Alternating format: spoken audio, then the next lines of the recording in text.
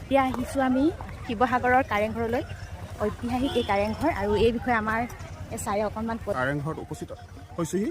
কাৰেংঘৰ হ'ল আহোম ৰাজত্ব কৰাৰ ঐতিহাসিক কীৰ্তিস্তম্ভ। অসমৰ এই ঐতিহাসিক কীৰ্তিচিহ্নটি আছে গড়গাঁও আৰু এই গড়গাঁৱলৈ আহিবলৈ হ'লে আমি শিৱসাগৰৰ শিমলুগুৰিৰ ফালেদি নাজিৰালৈ যোৱা পথেৰে সোমাই আহিব লাগিব আৰু ৰাস্তা লাইট নহ'লে একো দেখি নাপায় মানে ইয়াৰ ৰজাৰ ইয়াৰ শুৱনি কথা আছিলে নেকি সুৰংগ বিচাৰি ফুৰিছে। এইফালে চব একদম পহৰা দি থাকিবলৈ একদম বাহিৰলৈকে ভালে আহে। সোণৰ আ অলংকাৰ থৈ দিছিলে। আকৌ এইফালে আকৌ এটা বাট আছে বাইদেউ, সেইটো ওপৰলৈকে চাই থাকিব পাৰে। হাঁহ কণী, বৰা চাউল, মাটিমাহ আৰু কি কি দিছে